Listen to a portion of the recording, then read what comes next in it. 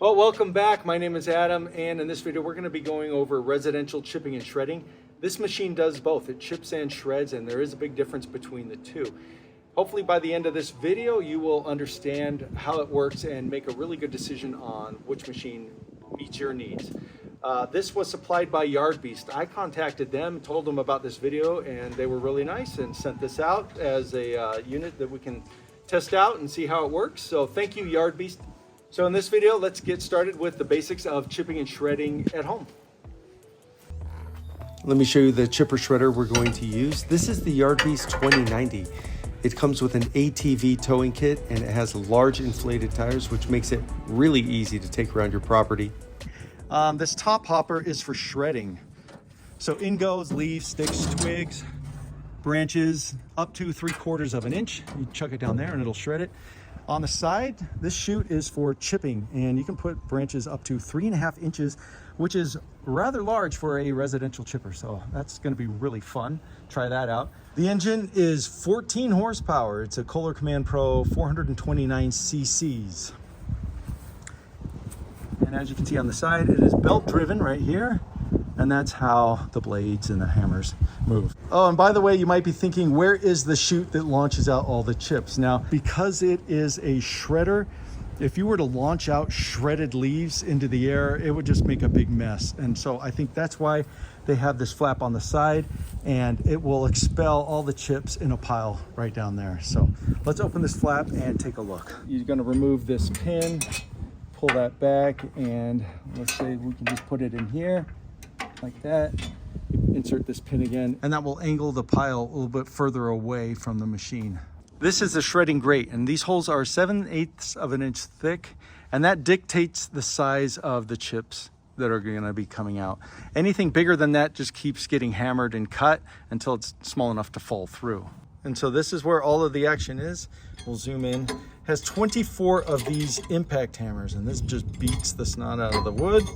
And it has 6 of these flails. You can see it has a little bit sharper edge, and when it's going around, it's just tearing apart the wood till it's small enough to fit through the holes. On the side, the first cut is going to be this heat-treated blade. Let's spin this around until we can see it. Where is it? Here it is. It's a heat-treated blade, very easy to access and remove if you need to swap it out. And so it spins in this direction, chops up the branches you're feeding in. It fills up this chamber until it's chopped up enough to fit through the holes. And that's basically how it works.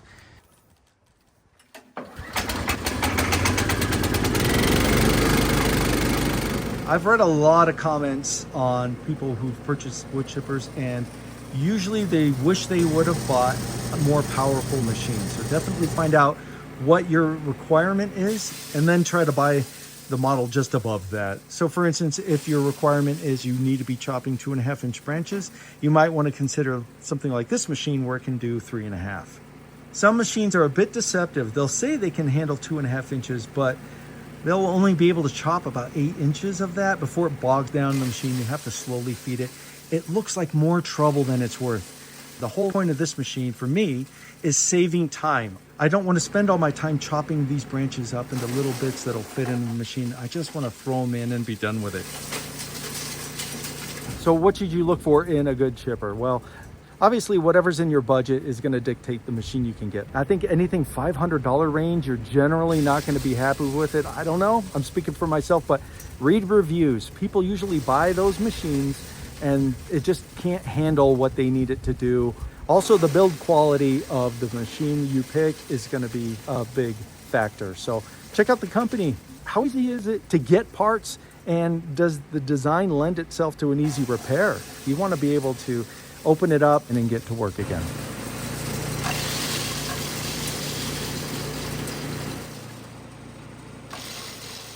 As far as safety goes, the manual suggests having 30 feet distance between you and anyone else. Be sure you're familiar with how to shut it down quickly. Also, if anybody's working with you, they need to know how to shut it off as well. Another really good tip is to have the branches ready to go before you start chipping. That way it's just easy to keep feeding them through. You're not pausing all the time.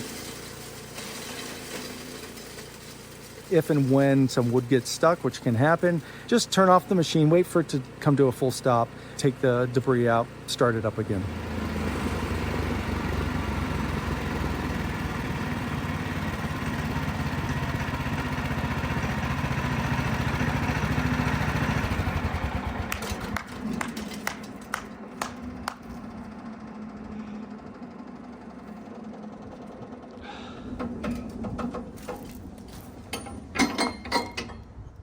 Oh my gosh, I am impressed. I watched their videos, you know, on their website, and he was just chucking them in, but you still don't think it's gonna work like that. Let's take a look at the chips. Let's get some sunlight here. Sun's going down. That is everything you want. You just want to throw it in and not think about it. I watched enough videos on other machines where it just looked like, you know, you had to slowly feed it in, and you could hear that bogging down the engine, and oh, so good. So what's going to be best for you, the dedicated chipper or a chipper shredder? If you have a lot of leaves like I do, you're going to want a chipper shredder. The chipper shredder has a rotor that's going to be wider than just a dedicated chipper, and that will allow for more hammers and flails to chop up the leaves and the twigs. Think about the type of plants you have on your property. If you have a lot of fibrous material like bamboo or palm fronds, they're not going to go through a shredder very well. The fibers are going to start clogging the screen. So in that case, you'll just want a chipper. All right, well, as far as leaves go, it does a great job. You can zoom in on this. Very fine. And it works best when you're slowly feeding them in. If you take a big pile and throw them in at once, it's just going to clog up. But if you slowly feed in a garbage can, it does this in no time. Really good for compost. Now here's something really interesting, and I want you to check this out. Tell me what you think. All of these trees are flowering pears, and they were all put in at the same time by the same landscaper. They came from the same nursery, and I've lived here since all these houses were built, so I know which ones were pruned and how often, and which ones were not pruned at all. So you can see branches were taken off here and here, and it's healed up. Now check out the girth. I'm gonna measure that, 32 inches there. Now over here, here's another one, heavy pruning, not heavy pruning, regular pruning. See, it's missing a branch here, here. It's healed up really well. And this one, 36 and a quarter. Now let's go see some that have basically never been pruned. 21 and 3/4. Let's go over to this one. 23 and a half. So that is nuts. And with a drone, it's not hard to tell. You can probably guess which ones have been pruned. So based on the trees on this street that had some pruning, were 27% bigger girth than those that had no pruning. Now check this out. Those that were pruned quite regularly, so my trees and my neighbor's trees alone, we were the only ones who did it, 50% increase in the girth of the tree compared to those that have no pruning. Can you believe that? 50%? So why should you prune regularly? Well, your trees will be much bigger and healthier, and you'll get much better fruit if you have fruit trees. My cherry tree, when I cut 10 feet off it, even though it was huge, it produced cherries so big, they were more like small plums, and I couldn't believe how good they were. If you let these grow, you might think you're gonna get more fruit, but it's gonna be runtier, it's not gonna be as sweet. Besides, trees like my peach tree, if I don't prune it every year, it's just gonna snap the branches anyway. So definitely you wanna prune yearly and you'll get much better fruit. One thing you're gonna love about a machine like this is you don't have to chop up all the branches into little small pieces. This is a rather long branch and I can shove it in and it'll handle it no problem. One thing you have to watch out for is if I fed this in while it's on, it's gonna grab it and hit me in the face. This will whip around. So if you're gonna feed in long branches, you wanna grab it by the end and then put it in here so you're away from getting hit by this. So one option is if you need to clean up, shoot it out onto a tarp. You'll see that done a lot. This does create a little bit of a trip hazard, so you gotta be careful on that, but it's easy just to take the corners and yank the whole thing up if you don't want debris everywhere. Another thing is if you have the kind of chipper that shoots out You can put the tarp in your trailer, shoot it all onto the tarp in the trailer, and then when you take it to the dump, or if you're going to dump it, you just yank the tarp out, and it's an easy cleanup that way.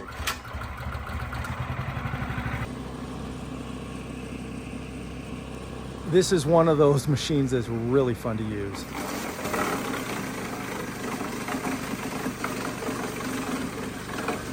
And I absolutely love these wide openings.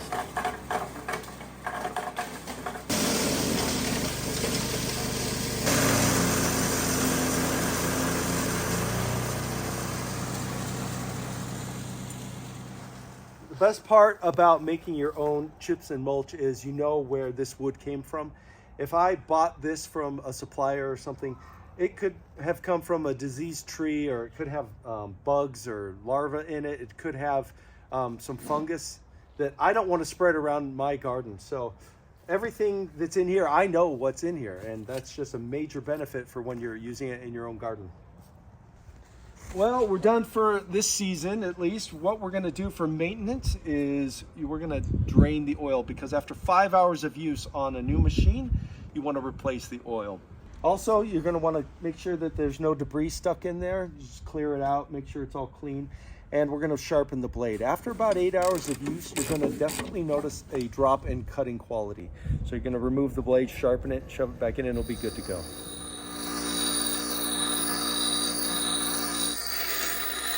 You can sharpen the blades yourself, but it's much better to pay somebody, and they'll have the correct tools for it. It doesn't cost that much, and you'll maintain the correct angle on the blade. Again, thank you YARDBEAST for supplying this. This was a great machine to use for this video.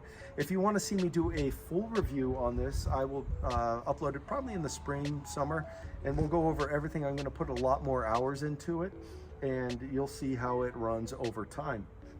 If you want to see some of their other models that they have, I'll put the link to their website in the video description. So thanks guys for watching, and I'll see you next time.